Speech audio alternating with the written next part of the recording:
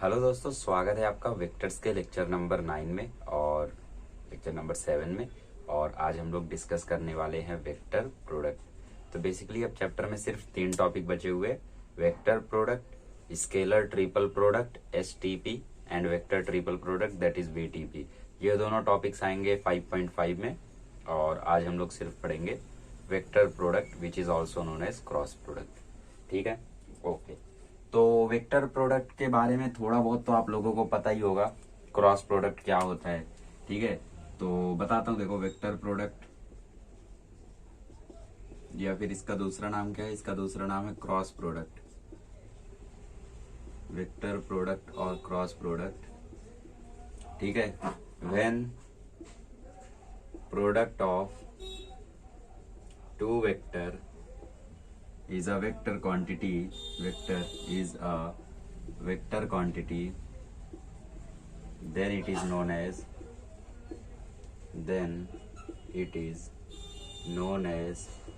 Vector product. ठीक है, कभी भी अगर दो वेक्टर का आप प्रोडक्ट करते हो और फिर आपको वेक्टर क्वांटिटी मिल जाती है, जैसे लास्ट लेक्चर में हम लोगों ने देखा कि फोर्स और डिस्प्लेसमेंट का प्रोडक्ट करने पे हमें मिलती है scalar quantity, that is work मिलता है। और वर्क क्या होता है, स्केलर क्वांटिटी होता है, तो इसीलिए उसको हम बोलते हैं स्केलर प्रोडक्ट। बट इस केस में अगर हम दो वेक्टर का प्रोडक्ट करें, जैसे हम पोजीशन वेक्टर और फोर्स का प्रोडक्ट करें, तो ये दोनों के दोनों वेक्टर क्वांटिटी है, तो हमें मिलता है torque.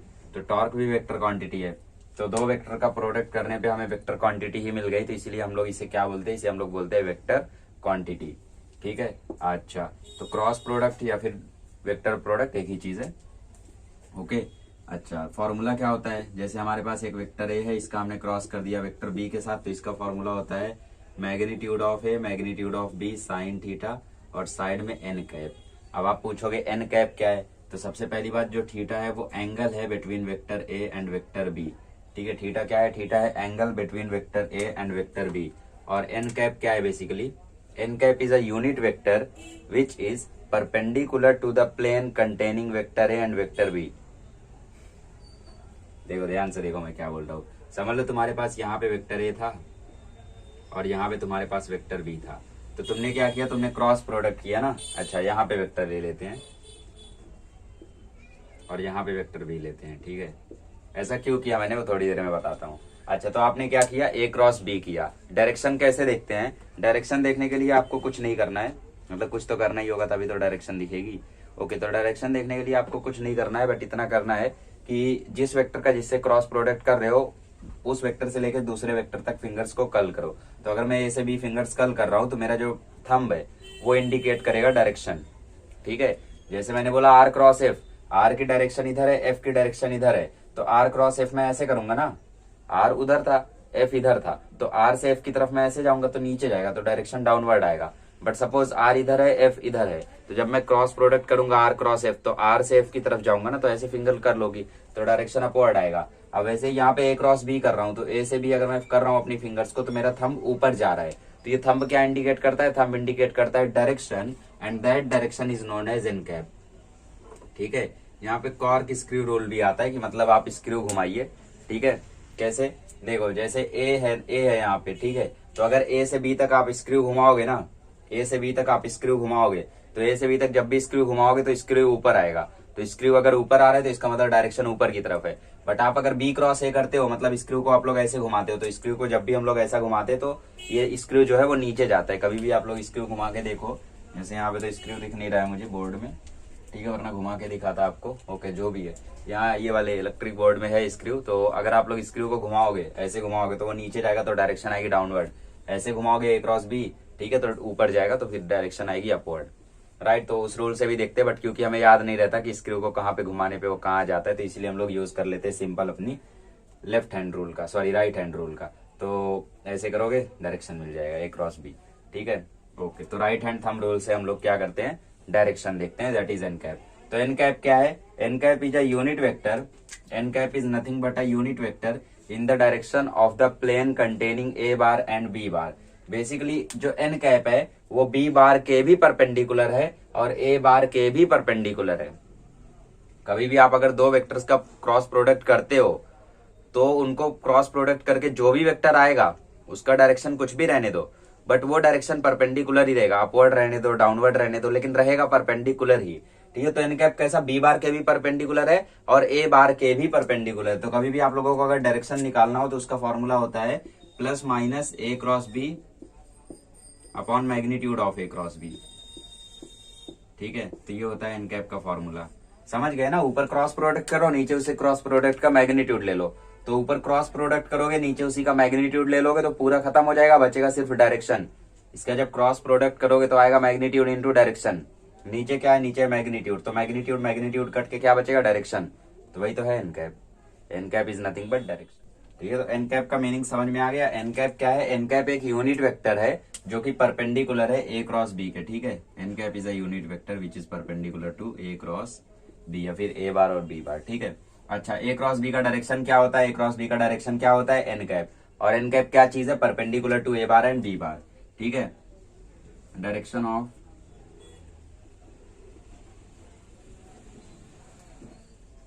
A bar cross B bar is perpendicular to A bar and B bar both. मतलब ये क्वांटिटी दोनों के ही परपेंडिकुलर होती है। जैसे जैसे एग्जांपल के लिए हम लोग तीनों एक्सिस बना लेते हैं। ये हो गया जेड एक्सिस, ये हो गया वाई एक्सिस, ये हो गया एक्स एक्सिस। ठीक है, ये जेड ये वाई। तो कभी भी आप लोग जेड क्रॉस वाई करो या वाई क्रॉस जेड कर लो, तो जेड वाई क्रॉस जेड जब करोगे तो ये देखो थंब किस तरफ आ रहा है, थंब इस तरफ आ रहा है। मतलब ये कौन सा डायरेक्शन आ रहा है, ये आ रहा है एक्स एक्सिस का डायरेक्शन। ये तो नेगेटिव एक्स एक्सिस है ना, ये वाला पॉजिटिव एक्स एक्सिस है। वाई क्रॉस जेड करो, वाई क्रॉस जेड कर रहे हो तो थंब उधर जा रहा है ना, तो इसका मतलब वहां पे जेड एक्सिस आ रहा है और जेड एक्सिस उस तरफ क्या है, पॉजिटिव है। ठीक है, तो बेसिकली यहाँ पे जो जेड एक्सिस आ रहा, एक्स एक्सिस आ रहा है हम लोगों का, I'm sorry, जो एक्स एक्सिस आ रहा है हम लोगों का वो वाई एक्सिस के भी परपेंडिकुलर है और जेड एक्सिस के भी परपेंडिकुलर है। वहां नहीं समझा तो यहाँ देख लो, ये मान लो वाई एक्सिस है, ये एक्स एक्सिस है और ये इस तरीके से जेड एक्सिस है। ठीक है, तो मैं क्या करता हूँ, मैं एक्स क्रॉस वाई करता हूँ। तो अगर मैं एक्स क्रॉस वाई करूंगा तो ये ऐसे जाएगा हम लोगों का फिंगर कैसे जाएगा, ऐसे जाएगा। एक्स क्रॉस वाई करूंगा तो ये हम लोगों का एक्स था और ऊपर हम लोगों का वाई था, ऐसे हम लोगों का एक्स था। ये वाई है, ये एक्स है। ठीक है, तो एक्स क्रॉस वाई कर रहा हूँ तो मतलब ऐसे करूंगा मैं, तो एक्स क्रॉस वाई कर रहा हूँ तो बाहर की तरफ डायरेक्शन आ रहा है, तो जेड एक्सिस हम लोगों का बाहर की तरफ गया। अब मुझे एक बात बताओ, क्या जेड एक्सिस एक्स एक्सिस के परपेंडिकुलर होता है, होता है। क्या जेड एक्सिस वाई एक्सिस के परपेंडिकुलर होता है, होता है। तो इसका मतलब जो भी आपका क्रॉस प्रोडक्ट होता है, ठीक है, उस पे जो डायरेक्शन आता है वो दोनों ही वेक्टर के परपेंडिकुलर होता है। चाहे ए क्रॉस बी करोगे तो ए और बी दोनों के परपेंडिकुलर आएगा, पी क्रॉस क्यू करोगे तो पी के परपेंडिकुलर क्यू के परपेंडिकुलर आएगा, ऐसा होगा। ठीक है, कभी अगर आप लोगों को सिर्फ मैग्नीट्यूड निकालने बोले तो मैग्नीट्यूड निकालने के लिए क्या करोगे आप लोग, sine theta sorry N cap हटा दोगे। इसका फॉर्मूला होता है मैग्नीट्यूड ऑफ वेक्टर है magnitude of vector B into sine theta. ठीक है, अच्छा तो ये हो गई छोटी मोटी जानकारियां। ठीक है, अब हम लोग प्रॉपर्टी देख लेते हैं। ओके, अब हम लोग प्रॉपर्टीज देख लेते हैं और प्रॉपर्टी के बाद ज्योमेट्रिकल मीनिंग देखेंगे और बस फिर उसके बाद हम लोग एक्सरसाइज सॉल्विंग शुरू कर देंगे। अब मुझे नहीं पता इसमें कितना टाइम चला जाएगा, बट कोशिश करेंगे कि भाई आज के दिन 8 क्वेश्चन कर लें, फिर 9 से 18 अगले दिन कर लेंगे, देखते हैं कितना होता है फिलहाल।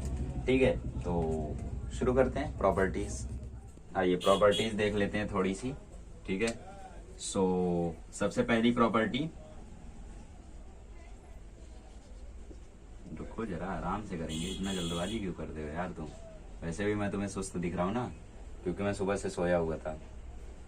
ठीक है, मतलब बिस्तर पे तो लेटा हुआ ही था मैं, लेकिन मतलब बिस्तर से तो सुबह ही उठ गया था, लेकिन एनर्जाइज होने में, बोर्ड तक आने में शाम हो गई। ठीक है, तो मन नहीं कर रहा था यार आज वीडियो बनाने का मेरा, लेकिन मैंने बोला यार 31 जुलाई तक कराना है तो आज तो बनाना ही पड़ेगा video, right. Properties of vector product. सबसे पहली प्रॉपर्टी क्या है, अब ये मत बोलना एनर्जी नहीं रहती तो मजा नहीं आता पढ़ने में, पूरी एनर्जी में करेंगे, आ जाओ। हाँ, प्रॉपर्टीज ऑफ वेक्टर प्रोडक्ट। देखो वेक्टर प्रोडक्ट की सबसे पहली प्रॉपर्टी होती है, बातों बातों में भुलवा दिया। हाँ, वेक्टर प्रोडक्ट की पहली प्रॉपर्टी होती है vector product is not commutative. ठीक है, वेक्टर प्रोडक्ट जो होता है वो कॉम्यूटेटिव नहीं होता। आपको याद हो तो स्केलर प्रोडक्ट क्या था, स्केलर प्रोडक्ट कॉम्यूटेटिव था। क्यों था, क्योंकि उसमें डायरेक्शन का कोई झंझट नहीं था। जो हमारा डॉट प्रोडक्ट है वो हमेशा mod of A mod of B cos theta ही आता। लेकिन अगर आप इस केस में देखोगे तो जो ए क्रॉस बी करोगे आप लोग और जब आप बी क्रॉस ए करोगे तो दोनों केस में आंसर अलग अलग आएगा, राइट। तो इसीलिए A cross B cross A के इक्वल नहीं होता है। अब इसका एग्जांपल दे देता हूं। मान लो ये वेक्टर ए है, मान लो ये वेक्टर ए है और मान लो ये वेक्टर बी है। ठीक है, तो तुम क्या कर रहे हो, ए क्रॉस बी कर रहे हो ना, ए क्रॉस बी कर रहे हो मतलब ऐसे जा रहे हो, ये तो वेक्टर ए है। बोर्ड पे देख लो, मान लो ये वेक्टर ए है, मान लो ये वेक्टर बी है, तुम ए क्रॉस बी कर रहे हो तो ए से बी जा रहे हो, तो मैग्नीट्यूड तो सेम रहेगा लेकिन डायरेक्शन अपोजिट आ रहा है। मैग्नीट्यूड तो सेम है लेकिन डायरेक्शन ऐसा है, ठीक है। अब बी क्रॉस ए कर रहे हो तो बी क्रॉस ए ऐसा होगा और डायरेक्शन अंदर की तरफ जाएगा। पहले डायरेक्शन ऐसा था, अब डायरेक्शन ऐसा है, तो डायरेक्शन तो अपोजिट हो गया लेकिन मैग्नीट्यूड सेम है, तो इसमें डायरेक्शन भी तो मैटर करता है। मैग्नीट्यूड को सेम होने दो, ठीक है। हालांकि यहाँ पे आप लोग ऐसा लिख सकते हो कि मैग्नीट्यूड दोनों का सेम रहता है लेकिन जो डायरेक्शन है वो चीज अपोजिट हो जाती है, ठीक है। मैग्नीट्यूड मैंने बनाया तो दोनों सेम हो गया लेकिन डायरेक्शन तो अपोजिट हो गई, तो इसीलिए हम लोग ए क्रॉस बी को बी क्रॉस ए के इक्वल नहीं बोल सकते, लेकिन हम लोग ए क्रॉस बी को minus of B cross A के इक्वल बोल सकते हैं, ठीक है। क्यों? क्योंकि जब हमने यहाँ पे माइनस लगा दिया तो जो ये डायरेक्शन थी ये वापस पलट गई, तो सेम डायरेक्शन हो गई, समझिए ना, जैसे अपोजिट वेक्टर हो गया बेसिकली। ए क्रॉस बी जो है वो बी क्रॉस ए का नेगेटिव वेक्टर है, ठीक है, अपोजिट वेक्टर, जो भी आपने डेफिनेशन पढ़ी थी उसके हिसाब से क्या था कि मैग्नीट्यूड सेम रहे, डायरेक्शन जस्ट अपोजिट हो जाए, तो डायरेक्शन ही तो अपोजिट हुई है। तो इसीलिए ये जो ए क्रॉस बी है इसको हम लोग minus of B cross A के इक्वल लिख सकते हैं, मैग्नीट्यूड को इक्वल लिख ही सकते हैं लेकिन डायरेक्टली हम लोग इक्वल नहीं लिख सकते। So this is the case, vector product is not commutative, ठीक है। दूसरा केस देख लो, when vector A is perpendicular to vector B, ठीक है, देन जो ए क्रॉस बी है वो आपका आता है magnitude of A into magnitude of B. क्यों? क्योंकि जो साइन थीटा होता है वो तो जीरो हो जाता है, साइड में एन कैप तो रहेगा ही क्योंकि डायरेक्शन है, राइट। अच्छा, क्योंकि साइन थीटा तो 1 हो जाता है, क्यों? क्योंकि परपेंडिकुलर है ना, वेक्टर ए सपोज यहाँ है, वेक्टर बी यहाँ है, तो दोनों के बीच का एंगल कितना हुआ? 90 डिग्री। तो अगर इन दोनों के बीच का जो एंगल है वो 90 डिग्री हो गया तो magnitude of A magnitude of B into sine 90, sine 90 is 1, तो इसीलिए ए क्रॉस बी तब mod of A mod of B into N cap हो जाता है, कब? जब ए और बी परपेंडिकुलर हो। और याद करो डॉट प्रोडक्ट में ये चीज जीरो हो जाती थी, इसमें जीरो नहीं होगी, परपेंडिकुलर होगा तो, ठीक है। तो इसको याद भी नहीं रखना है क्योंकि इसका कोई यूज नहीं है। अब लास्ट में याद रखना था हमें डॉट प्रोडक्ट का, क्योंकि उसमें एक स्पेशल केस था कि भाई वो उस पर जीरो हो रहा था, ठीक है। ओके ओके, तो अब मुझे बताओ, अगर मैं आई क्रॉस जे करूं, ठीक है, सपोज ये आपके एक्सिस वगैरह हो गए, ठीक है, ये हो गया आपका जे कैप, ये हो गया आपका के कैप और ये हो गया आपका आई कैप, ठीक है। तो मुझे बताओ आई क्रॉस जे क्या होता है, मुझे बताओ जे क्रॉस के क्या होता है, और मुझे बताओ, एक्चुअली कैप लगा दो, जे cap cross K cap cross आई कैप क्या होता है, और फिर मुझे बताओ आई कैप क्रॉस, फिर मुझे बताओ जे कैप क्रॉस आई कैप क्या होता है, ठीक है, और के कैप क्रॉस जे कैप क्या होता है, और आई कैप क्रॉस जे के कैप क्या होता है, ठीक है। ओके, तो सबसे पहले आई क्रॉस जे करते हैं हम लोग। तो आई क्या है हम लोगों का, देखो हम लोग अपना नॉर्मल केस मानते हैं, ठीक है, हम लोग अपना नॉर्मल केस मानते हैं ताकि आपको विजुअलाइज करा सकूं मैं। हम लोग मान लेते भैया ये हमारा वाई एक्सिस है, ये हमारा एक्स एक्सिस है, ठीक है, तो ये हमारा आई कैप है और ये हमारा जे कैप है। तो आई क्रॉस जे करना है ना मुझे, तो आई क्रॉस जे मतलब ऐसे जाना है। तो अगर मैं आई क्रॉस जे कर रहा हूं तो मुझे के कैप मिल रहा है, जेड एक्सिस मिल रहा है ना, Z axis is nothing but के कैप, और क्योंकि दोनों का मैग्नीट्यूड 1 है तो आंसर 1 ही आएगा, ठीक है, तो सिर्फ के कैप आएगा। तो आई क्रॉस जे हमेशा के कैप होता है, ठीक है। अच्छा, जे क्रॉस आई क्या होगा फिर? जे क्रॉस आई मतलब डायरेक्शन जस्ट अपोजिट हो गई, तो अंदर की तरफ चला गया, तो अंदर की तरफ जेड क्या होता है? नेगेटिव होता है, तो जे क्रॉस आई हमेशा माइनस के कैप होता है। ऐसे ही अगर आप लोग जे क्रॉस के करोगे, जे क्रॉस के अब मैं कैसे करवा सकता हूँ, देखो सपोज ये आपका वाई एक्सिस है और ये आपका जेड एक्सिस है, तो जेड एक्सिस बाहर की तरफ पॉजिटिव होता है और वाई एक्सिस ऊपर की तरफ पॉजिटिव होता है, तो मुझे जे क्रॉस के करना है, ठीक है। ओके, तो मुझे मतलब वाई से लेके जेड के पॉजिटिव डायरेक्शन में घुमाना है, तो यार ये तो इमेजिन नहीं करवा सकता मैं, ठीक है, मुझे यहाँ घुमाना है ना। तो अगर देखो हम लोग ऐसा घुमा रहे हैं, अगर हम लोग ऐसा घुमा रहे हैं तो डायरेक्शन हम लोगों का इस तरफ आ रहा है, ठीक है। चलो बोर्ड पे देख लो, बोर्ड पे मान लो ये तुम्हारा वाई है और ये तुम्हारा जेड है, ऐसा मान लो थोड़ी देर के लिए, तो ये हो गया के कैप और ये हो गया जे कैप। तो मुझे क्या करना है, मुझे जे क्रॉस के करना है, तो जे क्रॉस के करूंगा तो देखो पॉजिटिव एक्स एक्सिस आया, तो बेसिकली इसका आंसर आई कैप आता है, इसका आंसर माइनस आई कैप। और सिमिलरली के क्रॉस आई करोगे तो जे कैप आएगा, के कैप आई कैप क्रॉस के करोगे तो माइनस जे आ जाएगा। अब देखो ये मेरे लिए एकदम नाइटमेयर की तरह, इस चीज को मैं कभी नहीं भूल सकता, क्योंकि बोर्ड एग्जाम में एक क्वेश्चन आया था जिसमें मैंने के क्रॉस आई को माइनस जे लिख दिया, जबकि जे लिखना था के क्रॉस आई को, ठीक है। क्यों पता है? क्योंकि एग्जाम से पहले मैं कुछ पढ़ता नहीं हूं ऐसे एग्जाम से पहले, बट उस दिन एग्जाम से पहले मैं वही क्वेश्चन देख कर गया जिसके जैसा क्वेश्चन एग्जाम में, एक्चुअली कहानी शुरू हुई क्लासेस के टेस्ट से। क्लासेस के टेस्ट में वो क्वेश्चन आया, मैंने बोला यार ये तो बढ़िया क्वेश्चन है, इसको थोड़ा प्रैक्टिस कर लेता हूँ। तो क्लासेस के टेस्ट में मैंने परफेक्टली सॉल्व किया, उसका आंसर 1 था, क्योंकि उस क्वेश्चन में आई क्रॉस के था।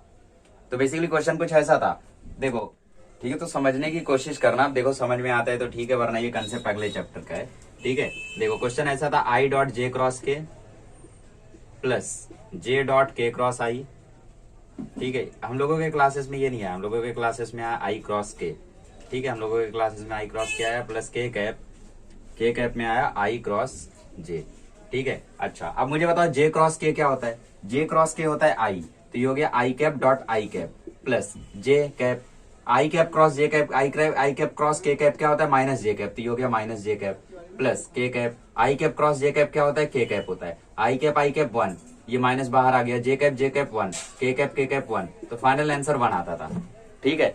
अब एग्जाम में मेरे साथ लोचा क्या हुआ कि एग्जाम में क्वेश्चन आ गया यहाँ पे के कैप क्रॉस आई कैप, तो एग्जाम में आंसर 3 आ रहा है, एग्जाम में आंसर 3 आ रहा है, ठीक है। बट मैं तो भैया इसकी प्रैक्टिस करके गया था, और ये क्वेश्चन मैंने पहले तो क्लासेस के टेस्ट में सॉल्व किया, ठीक है, करेक्ट सॉल्व किया, घर जाके जब पेपर को रिविजिट कर रहा था मैंने इसी क्वेश्चन पे फोकस किया, फिर से सॉल्व किया, करेक्ट सॉल्व किया। अब आप बोलोगे करेक्ट कर रहे थे तो क्यों कर रहे थे बार बार, पता नहीं क्या लगाव हो गया था, शायद गलती होनी थी एग्जाम में, इसीलिए कुछ चीजें होती है ना कि होनी रहती है तो हो ही जाता है फिर, ठीक है। और फिर उसके बाद क्लासेस के टेस्ट के बाद जब मैं सैंपल पेपर सॉल्व कर रहा था उसमें भी ये क्वेश्चन आया, और सैंपल पेपर में जब ये क्वेश्चन आया मैंने फिर से सॉल्व किया, और एग्जाम से पहले मैं पता नहीं क्यों इसी क्वेश्चन का सॉल्यूशन सर्च करके गया, मुझे पता नहीं क्या प्यार हो गया था इस क्वेश्चन से कि भैया ये क्वेश्चन से ऐसा क्या लगा हो गया था, मुझे पता नहीं। जबकि अगर फर्स्ट टाइम मैं क्वेश्चन देखता ना एग्जाम में मैं सही सॉल्व करता, लेकिन इस क्वेश्चन को मैंने इतने बार देख लिया था, जिसका आंसर 1 आ रहा है राइट, उस क्वेश्चन को मैंने इतने बार देख लिया था, जिंदगी में उजाला करते हैं थोड़ा, ठीक है। तो ये क्वेश्चन मैंने इतने बार देख लिया था जिसका आंसर 1 आ रहा था, मुझे तो भैया एग्जाम में जब क्वेश्चन सामने दिखा आ रहा है इसका आंसर तो 1 है, तुरंत मैंने 1 मार्क कर दिया, 1 मिनट भी नहीं, 1 सेकंड भी नहीं सोचा मैंने, सीधा बोला अरे तो कितने बार सॉल्व किया यार, इसका आंसर तो 1 है। मतलब इस कदर इस क्वेश्चन को मैंने सॉल्व कर लिया था कि एकदम दिल में उतर गया था कि भाई कहीं पर भी दिखे अब तो आंसर मार ही दूंगा मैं। आप ही सोचो, आपको मैं कोई एक क्वेश्चन 10 बार करा दूं, चलो मैंने तो 4 ही बार किया था, आपको मैं कोई क्वेश्चन 4 बार करा दूं और एग्जाम से पहले भी एक बार बता दूं कि ये क्वेश्चन इंपॉर्टेंट है, इसका आंसर 1 आता है देख ले, तो जब आप एग्जाम में जाओगे तो 99% चांस है वो 1% बेवकूफ होंगे जो एग्जाम में सोचेंगे नहीं, जिनमें मैं भी था, ठीक है। 99% चांस है कि आप कुछ नहीं सोचोगे सीधा आंसर मार दोगे, सॉरी हाँ 99% बेवकूफ होंगे जिनमें मैं था, और 1% सही लोग होंगे जो सोचेंगे, वरना पॉसिबिलिटी यही है कि जब आप इतने बार क्वेश्चन को देख लोगे ऊपर से एमसीक्यू रहेगा तो आप बिल्कुल सॉल्व नहीं करोगे, सीधा आंसर मार के चले आओगे। तो मैंने भी ज्यादा कुछ सोचा नहीं, मैंने बोला भैया ये वही क्वेश्चन तो है, तो -1 +1 कट गया, 1 बचा तो आंसर 1 आएगा।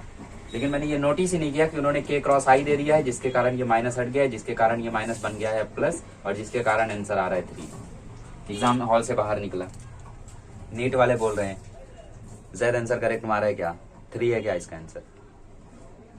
अब मैंने बोला 3 नहीं है 1 है। साइड से एक और नीट वाला आया, वो थोड़ा समझदार था, उसको थोड़ा मैथ आता था, बाकी नीट वाले तो उसने बोला नहीं भाई 3 आएगा। मैं बोला कैसे, बोलता है देखिए। अब भाई मेरे को ऐसा सदमा लगा उस दिन, मैंने बोला गया मेरा 100 मार्क्स। वैसे पहले ही मैं श्योर हो गया था कि मेरे को 100 नहीं मिलेगा, क्योंकि प्रोबेबिलिटी वाला क्वेश्चन मेरा रॉन्ग हो गया था, नहीं पता आपको अभी तक। प्रोबेबिलिटी डिस्ट्रीब्यूशन का मिसलेनियस का वीडियो देखो, उसमें बताया है। तो वो क्वेश्चन मेरा ऑलरेडी रॉन्ग हो गया था, तो ऑलरेडी पता चल गया था कि अब 98 ही आएगा। लेकिन जब इस क्वेश्चन का सदमा लगा तो मैं बोला यार गया, अब मेरा 95 आएगा, उससे ज्यादा नहीं आएगा अब। लेकिन एट द एंड जितना 10वीं में आया था उतना ही 12वीं में आया।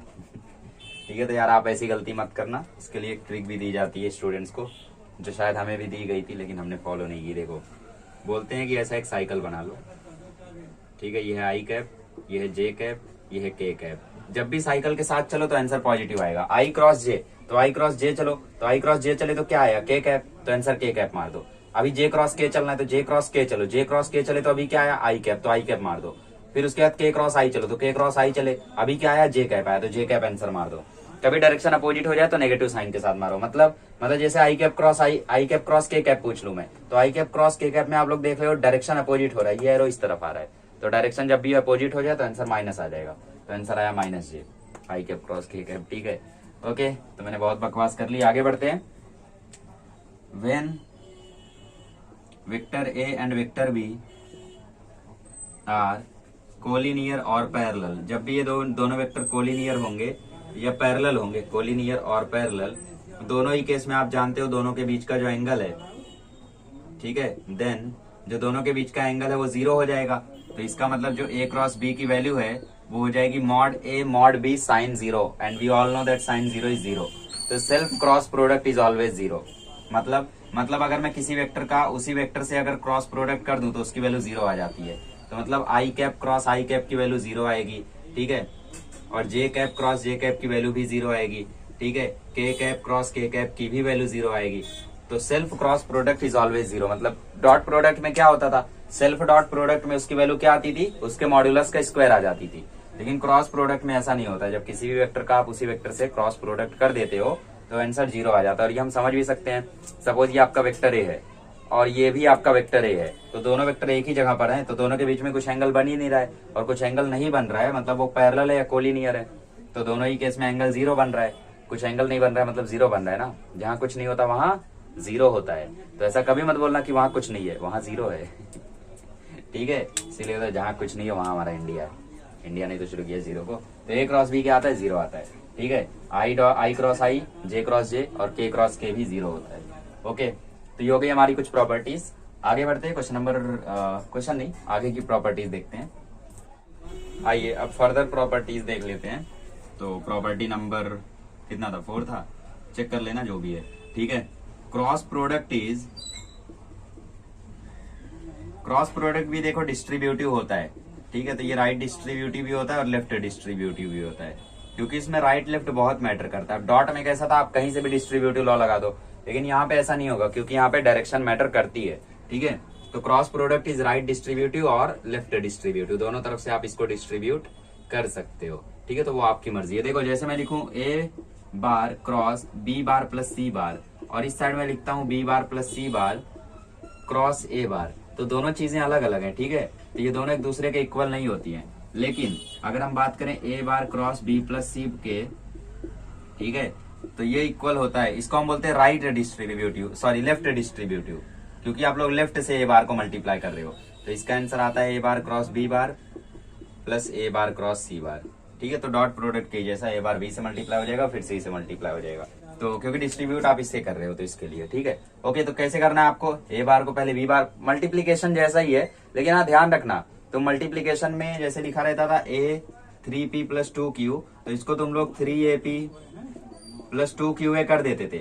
लेकिन इसमें ऐसा नहीं कर सकते, इसमें तुम्हें 2aq ही करना है, ये चीज गलत हो जाएगी। और इसे 3ap ही करना है, बाकी स्केलर को इधर उधर कर सकते हो इसमें भी, ठीक है। जैसे 3 क्रॉस a क्रॉस b लिखा है तो 3 को बाहर करके a क्रॉस b कर सकते हो, ठीक है। ओके, और बाकी डायरेक्शन इसमें बहुत मैटर करता है, तो इसीलिए आप लोग आगे पीछे नहीं कर सकते। तो या तो राइट से डिस्ट्रीब्यूट करो जो कि या तो लेफ्ट डिस्ट्रीब्यूट करो जो कि ये आएगा, और राइट से डिस्ट्रीब्यूट करो मतलब कि, तो ये आ गया हम लोगों का राइट डिस्ट्रीब्यूटिव। राइट डिस्ट्रीब्यूटिव देखो, लेफ्ट डिस्ट्रीब्यूटिव कैसे नाम पड़ गया, लेफ्ट से आप लोग डिस्ट्रीब्यूट कर रहे हो ना, ये चीज लेफ्ट में, और राइट डिस्ट्रीब्यूटिव मतलब ये चीज राइट में, सिंपल आप लोग समझ सकते हो। तो इसमें भी डायरेक्शन मैटर करता है। यहाँ पे B cross A plus C cross A आएगा, ठीक है। और इसे बोलते हैं right distributive law, right distributive law, ठीक है। Okay, B cross A plus C cross A. तो आप लोग इसमें उल्टा मत कर देना। अगर आप लेफ्ट से डिस्ट्रीब्यूट कर रहे हो तो ऐसे करोगे, राइट से डिस्ट्रीब्यूट कर रहे हो तो ऐसे करोगे। So this is what which is known as cross product distributive law, ठीक है। ओके, पांचवी प्रॉपर्टी क्या रह गई, अब तो कोई प्रॉपर्टी नहीं रह गई ना।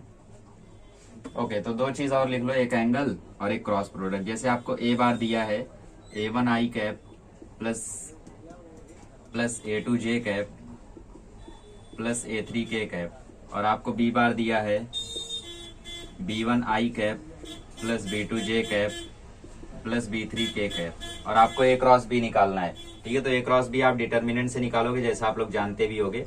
तो डिटर्मिनेंट से निकालने का तरीका क्या होता है, देखो सबसे पहले आपको क्या करना है, फर्स्ट कॉलम में डायरेक्शंस लिखनी है, सॉरी फर्स्ट रो में डायरेक्शंस लिखनी है, ठीक है। आई कैप, जे कैप, के कैप। फिर दूसरे रो में आप लोगों को पहला जो क्रॉस में जो पहला वेक्टर है उसके एलिमेंट्स आपको लिखने हैं, आई जे के जो भी कोएफिशिएंट है वो पहले रो में लिखने हैं, सॉरी दूसरे रो में। तो a1 a2 a3, तो यहाँ पे आ गया a1 a2 a3। फिर जो तीसरा रो बचा उसमें दूसरे वेक्टर के एलिमेंट्स आपको लिखने हैं, तो यहाँ पे आ जाएगा b1 b2 b3, और फिर इसको ओपन करना आप लोग बेहतर जानते हो, ठीक है। ओके, तो ये हो गया a क्रॉस b लिखने का तरीका। छठी चीज is nothing but angle between vectors. तो एंगल आप लोग जैसे कॉस थीटा से निकालते थे ना डॉट करके, वैसे ही आप लोग क्रॉस करके भी निकाल सकते हो कि मतलब पहले क्रॉस प्रोडक्ट मॉड ए मॉड बी साइन थीटा से निकालो, फिर क्रॉस प्रोडक्ट ऐसे निकालो, दोनों को इक्वल कर दो तो साइन थीटा मिल ही जाएगा।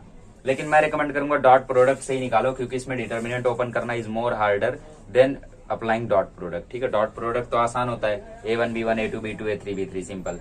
अब इसमें देखो कितना लंबा जाएगा ये, राइट। तो एंगल बिटवीन वेक्टर के लिए आप लोग इसकी भी हेल्प ले सकते हो, लेकिन ऐसा कोई अनिवार्य नहीं है कि इसी की हेल्प लेनी है। तो जब भी आपको ऐसा लगे कि इसके अलावा कुछ लगा ही नहीं सकते, जैसे कभी आपको ए क्रॉस बी डायरेक्टली दे दिया और मॉड ए मॉड बी दे दिया, तो उस केस में तो आपको यही लगाना पड़ेगा। लेकिन ऐसा केस हुआ जहाँ पे आपको A1 B1 अलग अलग दिया है, वेक्टर ए वेक्टर बी अलग अलग दिया हुआ है, तो उस केस में आपको सिर्फ डॉट प्रोडक्ट ही यूज करना है एंगल पता करने के लिए। तो angle between vector can be given by sine theta is equals to A cross B upon magnitude of A cross B. ठीक है, okay okay, magnitude of A magnitude of B, magnitude of A cross B upon magnitude of A dot magnitude of B. Dot मतलब multiply है, ठीक है, तुम लोग dot product मत समझ लेना अभी से। तो मैग्नीट्यूड ऑफ ए और मैग्नीट्यूड ऑफ बी। अच्छा, एक और चीज थी जो मैंने लास्ट लेक्चर में आपको नहीं बताई थी, वो था वेक्टर प्रोजेक्शन।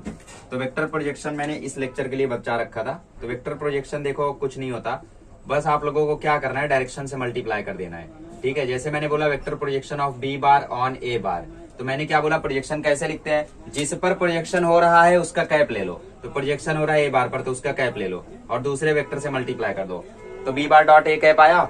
बट ये वैल्यू तो एक स्केलर आ रही है ना।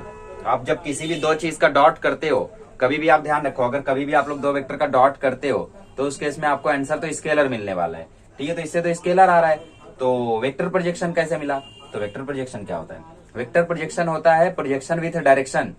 तो सपोज आपका बी बार यहाँ है और ये है आपका ए बार, ये है आपका ए बार, तो बी बार ऑन ए बार मतलब ए बार पर आप बी बार का प्रोजेक्शन ले रहे हो, तो उसका फॉर्मूला तो ये आ गया। लेकिन डायरेक्शन कैसे आएगी, तो डायरेक्शन कौन होगा, यहाँ पे डायरेक्शन एक ही होगी ना, तो आप लोगों को इसे मल्टीप्लाई कर देना है विथ ए कैप। तो बेसिकली ए कैप दो बार आ जाएगा, बट इस ए कैप की वैल्यू आपको नहीं डालनी है, सिर्फ ए कैप ऐसे ही लिखे रहने देना है।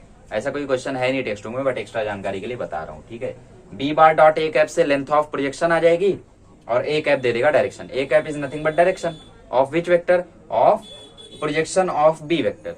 बी वेक्टर का प्रोजेक्शन ए बार पर ये आएगा और इसका डायरेक्शन किसके डायरेक्शन के इक्वल होगा, ए बार के डायरेक्शन के इक्वल होगा। तो उसी डायरेक्शन से हम मल्टीप्लाई कर देते हैं लेंथ ऑफ प्रोजेक्शन में, तो हमें मिल जाता है vector projection. That's it. Last concept देख लेते हैं, geometrical meaning of cross product, और फिर उसके बाद चैप्टर शुरू करते हैं। आइए अब थोड़ा सा ज्योमेट्रिकल सेंस ले लेते हैं वेक्टर प्रोडक्ट का। ठीक है, तो देखो वेक्टर प्रोडक्ट तो हम लोग सभी जानते हैं कि एक वेक्टर क्वांटिटी है। ठीक है, वेक्टर प्रोडक्ट एक वेक्टर क्वांटिटी आती है। तो इसका ज्योमेट्रिकल सेंस क्या है, geometrical meaning of vector product. ठीक है, तो वेक्टर प्रोडक्ट का ज्योमेट्रिकल मीनिंग देखते हैं। जैसे मैं आपसे पूछूं, मुझे बताओ ए क्रॉस बी क्या होता है। ए क्रॉस बी आप मुझे बताओगे कि भैया ए क्रॉस बी होता है magnitude of A magnitude of B sine theta और बगल में यन कैप। तो n cap is nothing but unit vector, तो उससे ज्यादा लेना देना हमें नहीं है। अच्छा, मुझे एक बात बताओ, सपोज यहाँ पे तुम्हारा एक पैरेललोग्राम है। ठीक है, ये एक पैरेललोग्राम है, इसमें सपोज यहाँ पे O है, यहाँ पे A है, यहाँ पे B है और यहाँ पे C है। ठीक है, ओके ओके, यहाँ पे मान लो एंगल थीटा है। तो मुझे एक बात बताओ, वेक्टर OA का पोजीशन वेक्टर क्या हो जाएगा, OA वेक्टर A का पोजीशन वेक्टर हो जाएगा A बार। ठीक है, OB का पोजीशन वेक्टर हो जाएगा B बार। तो मैं जब A क्रॉस B कर रहा हूं तो उसका आंसर आ रहा है मैग्नीट्यूड ऑफ A मतलब ये पूरी लेंथ, और फिर magnitude of B sine theta, magnitude of B sign theta. ठीक है, ठीक है। तो अगर मैं देखो यहां से इसके कंपोनेंट करना चाहूं, किसके, वेक्टर B के, तो वेक्टर B के दो कंपोनेंट होंगे, एक थीटा के साथ वाला होगा कॉस थीटा, तो ये थीटा के साथ वाला वेक्टर B का कंपोनेंट यहाँ पे आएगा वेक्टर B कॉस थीटा, और ये थीटा के बिना वाला जो कंपोनेंट है वो आएगा वेक्टर B साइन थीटा।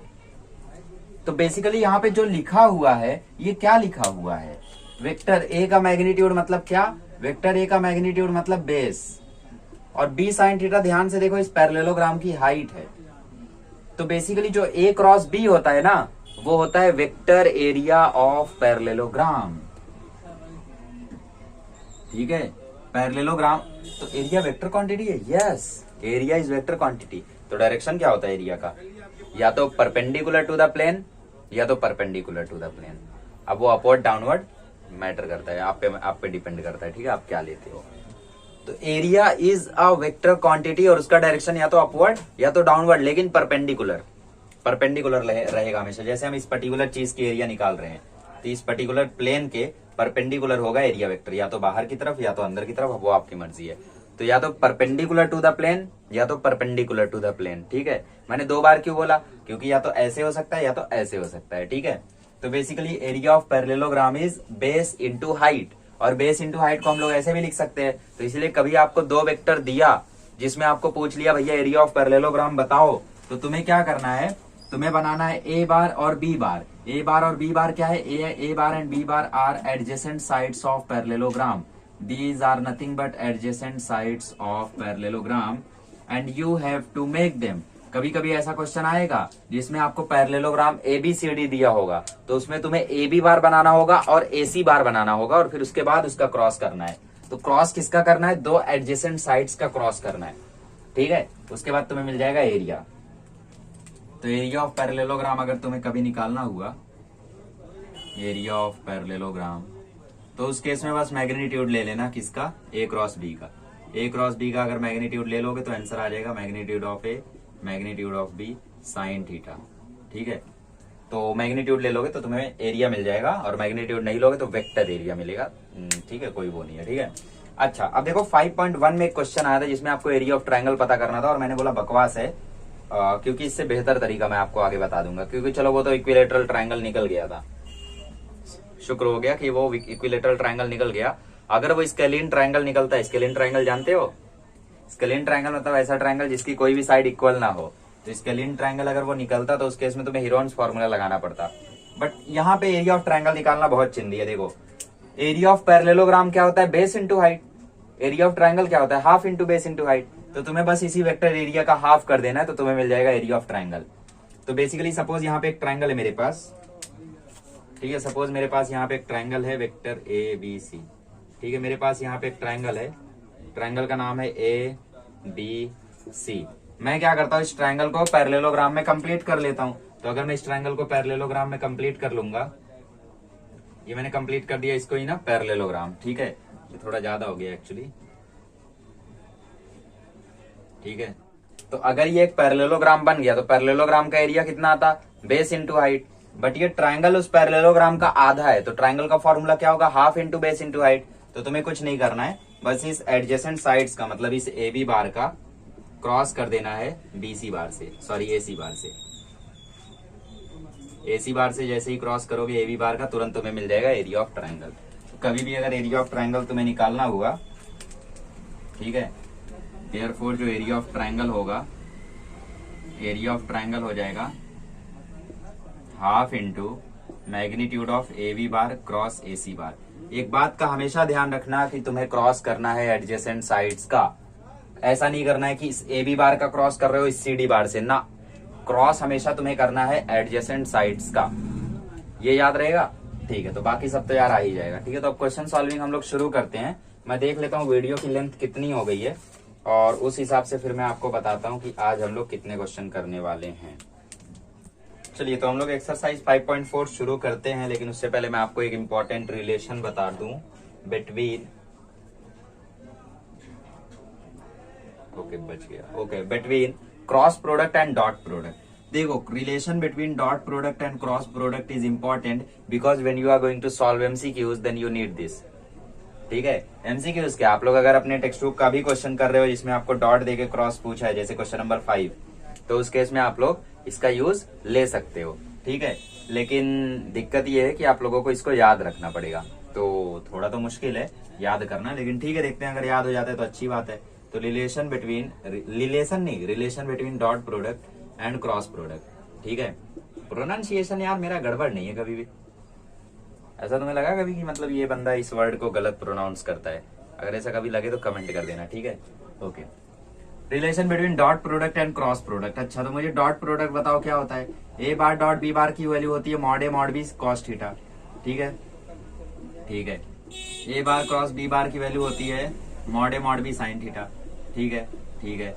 अब देखो हम क्या करते हैं, हम sine square theta plus cos square theta right side में बनाने की कोशिश करते हैं ताकि यहाँ से थीटा एलिमिनेट हो जाए, क्योंकि वेरिएबल कितना है हमारे पास 3 वेरिएबल है, एक्चुअली में 2।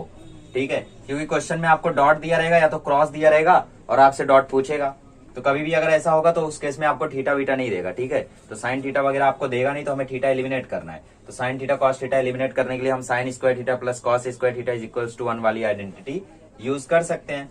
तो बेसिकली हमें दोनों में स्क्वायरिंग करके एडिंग कर देनी होगी। तो पहले में स्क्वायरिंग कर दोगे तो ये हो जाएगा ए बार डॉट बी बार का स्क्वायर, और इसमें स्क्वायरिंग कर दोगे तो ये हो जाएगा ए बार क्रॉस बी बार का स्क्वायर, और इस साइड हो जाएगा mod A square mod B square.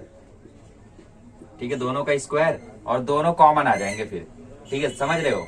अच्छा नहीं समझ रहे हो तो 2 स्टेप में देख लो, कॉस स्क्वायर थीटा और इसका स्क्वायर होके ऐड होगा तो मॉड ए mod B square square sine square theta.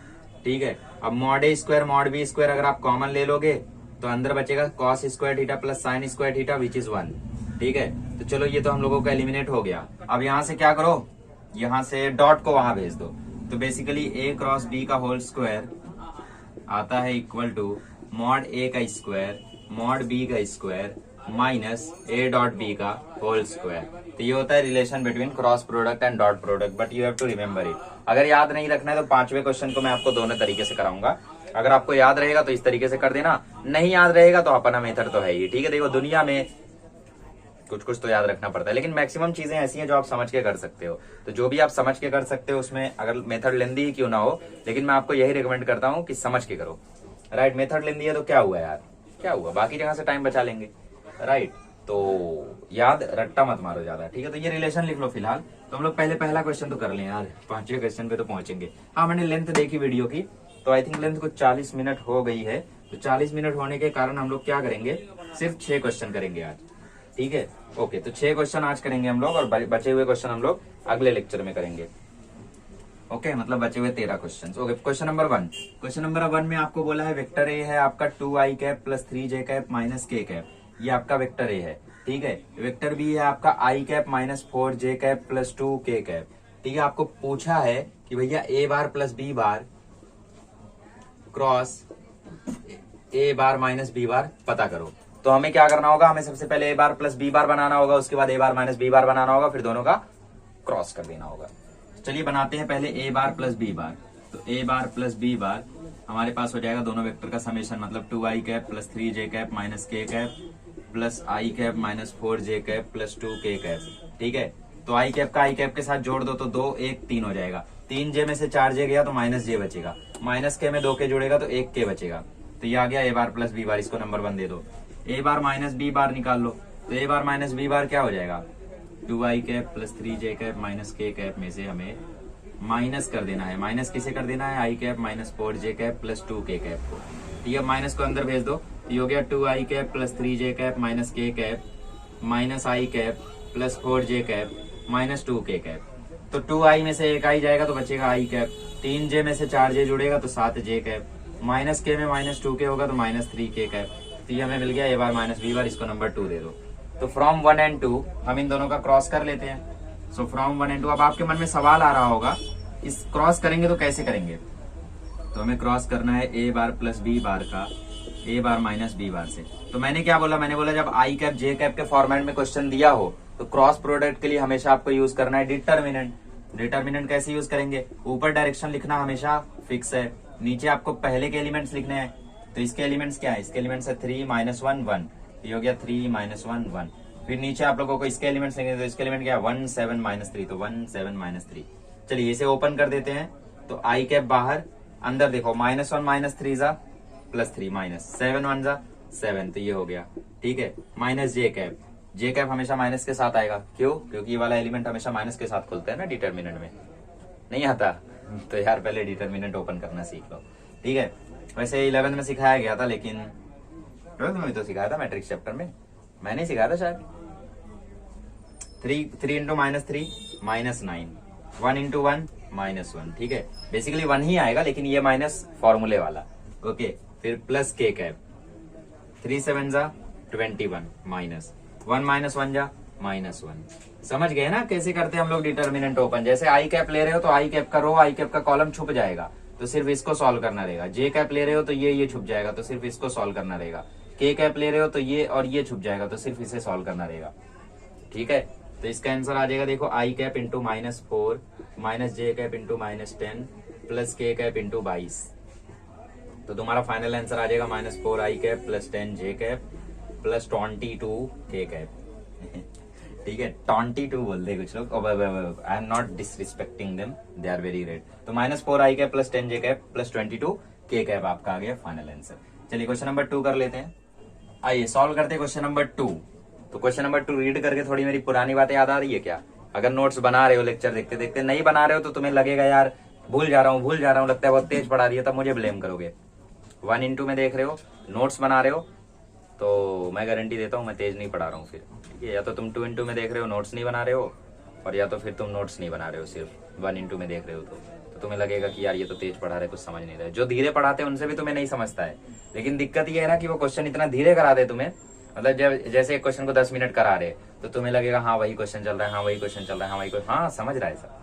लेकिन मेरे में दिक्कत ये है कि 3 मिनट में क्वेश्चन पलट जाता है। तो अगर तुम नोट नहीं करोगे तो ऑब्वियसली भूल जाओगे।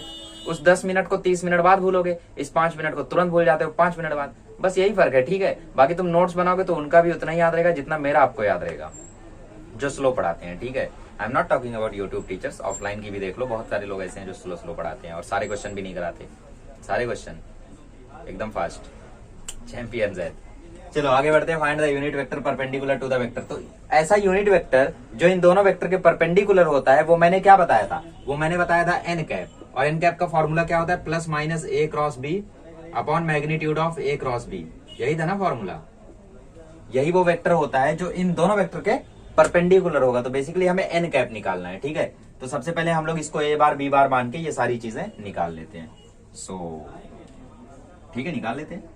अच्छा, एंगल कैसे निकालोगे यार? क्योंकि magnitude of A cross B निकालने के लिए आपको magnitude of A magnitude of B sine theta लगेगा, राइट?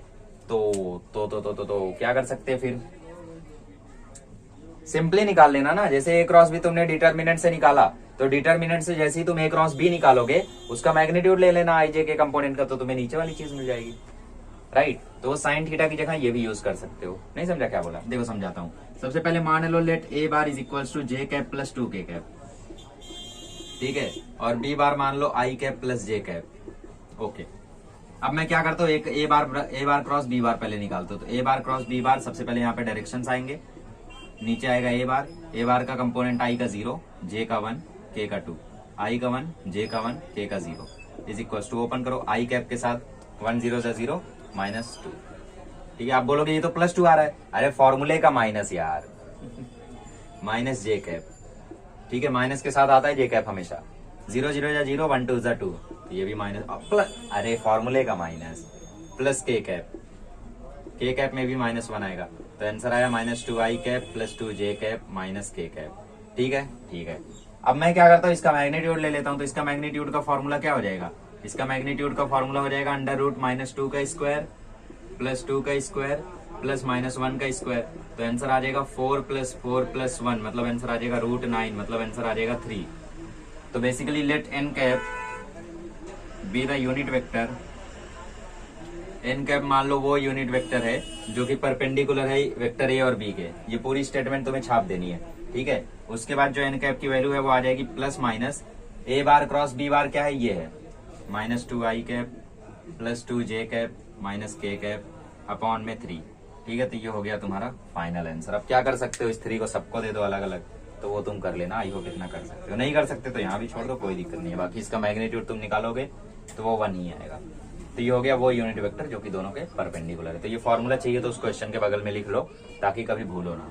चलो आगे बढ़ आइए, क्वेश्चन नंबर 3 करते हैं। क्वेश्चन नंबर 3 करते हैं पहले। क्वेश्चन नंबर 3 में आपको ए डॉट बी दिया, ए क्रॉस बी दिया, आपको थीटा पूछ लिया है। ठीक है, तो यार तो आपने 2 फॉर्मूला बताया, एक कॉस थीटा बताया which is a dot b upon magnitude of A magnitude of b, और आपने बताया एक sine theta which is a cross B upon magnitude of A cross B upon magnitude of A magnitude of b. आपने कोई ऐसा formula बताया ही नहीं कि जिसमें सिर्फ इन दोनों से हो जाए काम, तो तुम बना लो ना।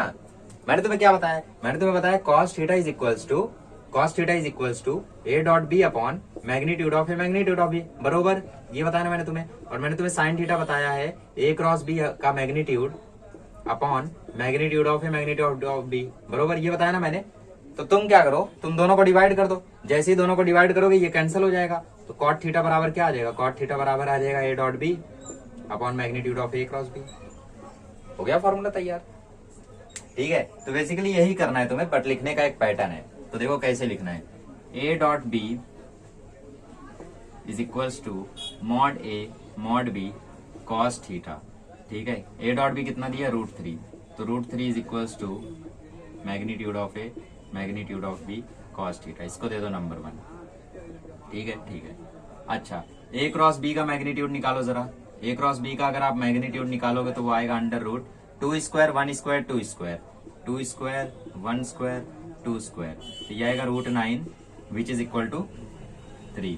सो therefore magnitude of A cross b is equals to magnitude of A magnitude of B sine theta. A cross b के मैग्नीट्यूड की जगह मैं लिख सकता हूँ 3, so 3 is equals to magnitude of A magnitude of B sine theta. इसको मैं दे देता हूँ नंबर 2। अब क्या करता हूँ, दोनों इक्वेशन को डिवाइड मार देता हूँ, ठीक है। अच्छा, तो 2 को 1 से डिवाइड करता हूँ ताकि tan थीटा बने, वरना cot थीटा तुम्हारे लिए थोड़ा सा आउट ऑफ द डोमेन हो जाएगा, राइट, मतलब थोड़ा अजीब लगेगा तुम्हें। तो मैं क्या करता हूँ, 2 को 1 से डिवाइड कर रहा हूँ। अच्छा चलो 1 को ही 2 से डिवाइड कर दो, सो डिवाइड 1 विथ 2, तो 1 को 2 से डिवाइड करोगे तो √3/3 आ जाएगा। और इस साइड देखो magnitude of A b magnitude of A magnitude of b, दोनों चीज कैंसिल हो जाएगी, cos theta upon sine theta बचेगा। चलो लिख देता हूँ भैया, ये हो गया magnitude of A magnitude of b cos theta, और नीचे आ जाएगा magnitude of A magnitude of b sin theta sine theta. ये और ये समाप्त, cos theta upon sine theta हो गया cot थीटा, और इस साइड √3/3 हो गया 1/√3। नहीं समझे कैसे? अरे यार 3 को लिख सकते हो √3 इंटू √3 कट जाएगा, बचेगा सिर्फ एक √3। अच्छा, तो cot थीटा √3 कब होता है, सॉरी 1/√3 कब होता है, 60 पे, मतलब थीटा कितना है, π/3। चलो आगे बढ़ते हैं, आइए क्वेश्चन नंबर 4 करते हैं। तो बोर नहीं, क्वेश्चन नंबर 4 करेंगे। तो इसमें ए बार बी बार दिया और आपको वेक्टर पता करना है 5 मैग्नीट्यूड का, जो कि दोनों के परपेंडिकुलर है। पहले क्वेश्चन में हमने दूसरे क्वेश्चन में हमने यूनिट वेक्टर पता किया था। तो यूनिट वेक्टर क्या था हमारा, यूनिट वेक्टर था n cap is equals to plus minus A cross B upon magnitude of A cross b.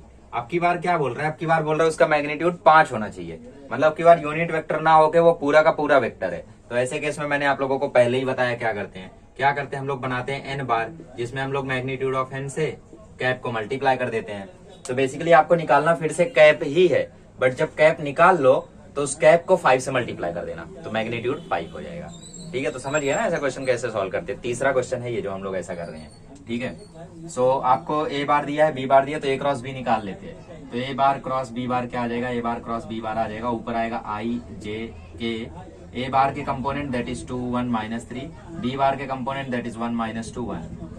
तो ये आ जाएगा आई कैप, 1 1 जा 1, -2 -3 जा +6, बट ये फॉर्मूले वाला माइनस, माइनस जे कैप, 2 1 जा 2, 1 -3 जा -3, तो 2 1 जा 2 -3, ठीक है, प्लस के कैप, 2 -2 जा -4 और 1 1 जा 1। तो आपका आंसर आ जाएगा -5 आई कैप, 2 + 3 5, -5 जे कैप, 5 -5 के कैप। क्या बात है, 5 5 5। तो अगर आप magnitude of vector a cross vector b निकालोगे तो वो 5√5 आ जाएगा।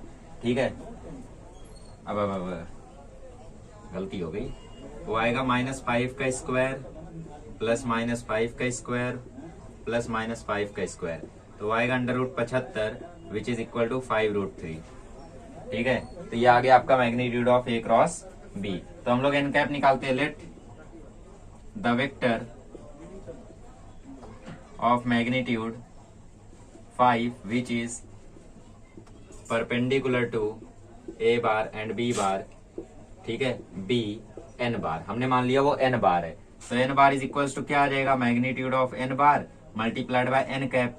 तो एन बार हमारा कितना दिया है क्वेश्चन में, 5 दिया है मैग्नीट्यूड, और एन कैप क्या आ जाएगा, एन कैप आ जाएगा प्लस माइनस ऊपर ए क्रॉस बी, मतलब ऊपर -5 आई कैप माइनस जे कैप, ठीक है, -5 के कैप, और नीचे क्या आ जाएगा, नीचे आ जाएगा 5√3। तो ऊपर से 5 लेके काट दो, ऊपर से 5 कॉमन लेके कैंसिल कर दो।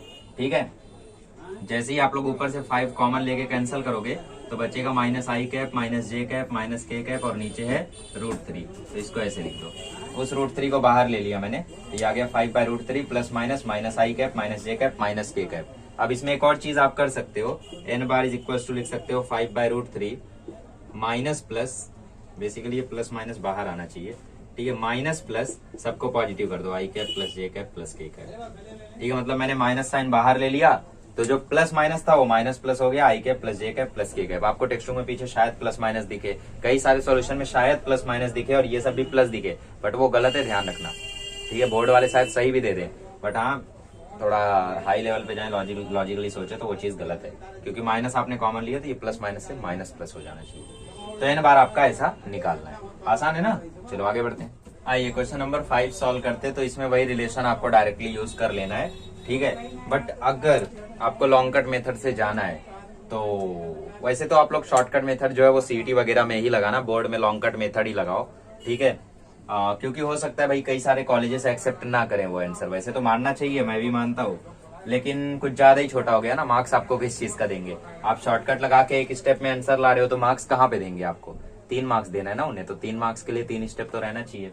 तो शॉर्टकट आप लोग सीईटी वगैरह में यूज करो, जेई में तो आएगा नहीं ऐसा क्वेश्चन, सीईटी वगैरह में यूज करो, वो ज्यादा बेटर है, ठीक है। बट फिर भी मैं दोनों तरीके से करके दिखाता हूँ। देखो सबसे पहले आपको u क्रॉस v दिया है ना, तो u क्रॉस v से आप साइन थीटा निकाल दो और साइन थीटा से कॉस थीटा निकाल दो और कॉस थीटा से u डॉट v निकाल दो, क्योंकि u डॉट v के लिए चाहिए क्या? Mod of u mod of v into cos theta. तो हमारे पास सिर्फ कॉस थीटा नहीं है, कॉस थीटा की जगह हमारे पास ये अजीब सी क्वांटिटी है, तो इस क्वांटिटी से हम कॉस थीटा निकालने का प्रयास करते हैं। So magnitude of u cross v will be equal to magnitude of u magnitude of v into sine theta. तो magnitude of u cross v है 8, ये है 2, ये है 5 और ये है साइन थीटा। तो साइन थीटा की वैल्यू क्या आ जाएगी? साइन थीटा की वैल्यू आ जाएगी 4/5। अब हम कैलकुलेट कर लेते हैं कॉस थीटा। तो कॉस थीटा कैलकुलेट करने का फॉर्मूला आइडेंटिटी क्या है? Cos square theta is equal to 1 minus sine square theta. ये आ जाएगा 1 माइनस 16/25। रिजॉल्व कर लो तो ये आ जाएगा 9/25। तो कॉस थीटा आ जाएगा प्लस माइनस 3/5, ठीक है। तो देयरफॉर u डॉट v का फॉर्मूला क्या होता है? u डॉट v का फॉर्मूला होता है magnitude of u magnitude of v cos theta. तो u का मैग्नीट्यूड है 2, इसका मैग्नीट्यूड है 5, कॉस थीटा हो गया प्लस माइनस 3/5। तो ये 5 से ये 5 खत्म, तो आंसर आ गया प्लस माइनस 6। तो ये आ गया आपका u डॉट v। शॉर्टकट क्या कहता था? शॉर्टकट कहता था u bar cross v bar का square is equal to magnitude of u का स्क्वायर मैग्नीट्यूड ऑफ v का square minus u dot v का होल स्क्वायर। तो हमारे पास क्या दिया? हमारे पास ये दिया 8 स्क्वायर, ये दिया है 2 स्क्वायर, ये दिया है 5 स्क्वायर, माइनस ये हमें नहीं पता है, ठीक है। तो ये क्वांटिटी माइनस में इधर लेकर आ जाओ, तो u डॉट v का होल स्क्वायर इधर आ गया तो पॉजिटिव हो गया। 2 का स्क्वायर 4, 5 का स्क्वायर 25, 25 चौके 100, तो 100 माइनस 8 का स्क्वायर 64, तो ये आ गया 36। स्क्वायर है तो रूट ले लो, तो प्लस माइनस 6।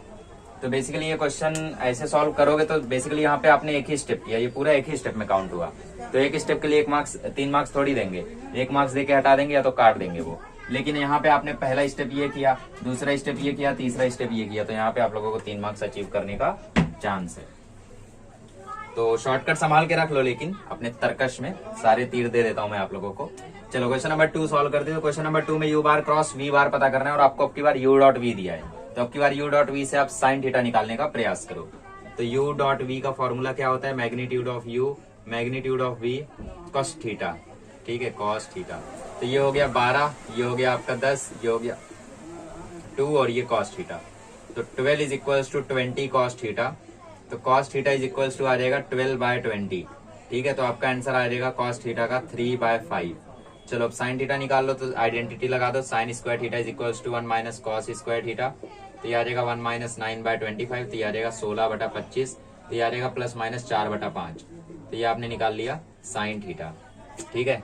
साइन थीटा आ जाएगा प्लस माइनस 4/5। ओके, अभी हम लोग क्या करते हैं? u क्रॉस v कैलकुलेट करते हैं। तो u क्रॉस v का मैग्नीट्यूड क्या हो जाएगा? ये हो जाएगा magnitude of u magnitude of v sign theta. तो मैग्नीट्यूड ऑफ u है 10, मैग्नीट्यूड ऑफ v है 2 और साइन थीटा है प्लस माइनस 4/5। 5 से 2 टाइम्स कट गया तो 2 दूनी 4 चौक 16। तो ये आ गया magnitude of u cross v plus minus 16। Shortcut से जाओगे तो इसका स्क्वायर 144 माइनस दोनों के स्क्वायर का मल्टीप्लीकेशन, ठीक है, माइनस दोनों के स्क्वायर का मल्टीप्लीकेशन। तो दोनों का स्क्वायर क्या है? इसका स्क्वायर 100, इसका स्क्वायर 400, चौका 400, 400 में से आपको माइनस करना है इसका स्क्वायर, तो 400 में से जब 144 माइनस करोगे तो बचेगा 256, और 256 का रूट होता है 16, प्लस माइनस 16, तो बेसिकली आंसर आ गया प्लस माइनस 16। चलिए आज का फाइनल क्वेश्चन कर लेते हैं। तो टेक्स्ट बुक में चेंजेस कर देना, यहाँ पे 4 की जगह 8 आएगा, ठीक है। ओके, तो हम लोग सॉल्विंग शुरू करते हैं। देखो सबसे पहले आप लोगों को पता है क्रॉस हो या डॉट हो हम लोग स्केलर को इधर उधर कर सकते हैं। तो ये 2 2 हमने 4 कर लिया, तो LHS में आ गया देखो 4, और यहाँ पे बचा a bar minus b bar cross a bar plus b बार। तो हम लोग स्केलर को बाहर करके इनका क्रॉस कर देते हैं। तो ये स्केलर हमने कर लिया बाहर, और अब इन दोनों का हम लोग कर लेते हैं क्रॉस, ठीक है। तो कर देते हैं क्रॉस। ओके, तो 4 सबसे पहले क्या करो, इस a बार के साथ इसका क्रॉस कर दो, तो ये a बार के साथ क्रॉस हो गया a bar plus b bar का, ठीक है। फिर माइनस b बार के साथ क्रॉस हो गया a bar cross a bar plus b bar का, ठीक है। ओके, तो ये 4। अब देखो क्रॉस ओपन करो विथ लेफ्ट डिस्ट्रीब्यूटिव लॉ, तो a bar cross a bar plus a bar cross b bar minus, अब राइट डिस्ट्रीब्यूटिव लॉ लगाओ, तो b bar cross a bar, sorry left distributive law ही है, और ये minus plus minus b bar cross b bar, ठीक है। तो आप भी अच्छे से जानते हो कि सेल्फ क्रॉस प्रोडक्ट 0 होता है, तो बेसिकली ये भी हो गया 0 प्लस ये है a क्रॉस b बार, ठीक है। और हम जानते हैं a बार क्रॉस b बार जो है वो minus of b bar cross a बार के इक्वल होता है, मतलब minus of b bar cross a बार को मैं लिख सकता हूँ plus of a cross b, ठीक है। तो मैंने इसको लिख दिया plus of a bar cross b बार, और ये हो गया 0। यहाँ पे लिखोगे since a bar dot a bar cross a bar is equals to 0, b bar cross b bar is equals to 0, and a bar cross b bar is equals to minus of b bar cross a bar, ठीक है। I am sorry for loud voice. देखो तो ये हो गया 0, ये भी हो गया 0। a बार क्रॉस b बार में एक a बार क्रॉस b बार जोड़ेगा तो ये बन जाएगा 2 a क्रॉस b, ठीक है। तो 4 into 2 a bar cross b बार, तो 4 इंटू 2 क्या होता है, ये होता है 8, तो 8 a बार क्रॉस b बार आ गया आपका फाइनल आंसर। तो यही तो आपका RHS है। So therefore LHS is equals to RHS, और बाद में फाइनल क्वेश्चन दोबारा छाप दो, ठीक है। ये इसको छाप दो दोबारा। तो इसी के साथ आज का लेक्चर समाप्त करते हैं। अब अगले लेक्चर में मिलेंगे तो सॉल्व करेंगे क्वेश्चन नंबर 7 से क्वेश्चन नंबर 18, ठीक है। चलिए मिलते हैं अगले लेक्चर में। Thank you so much.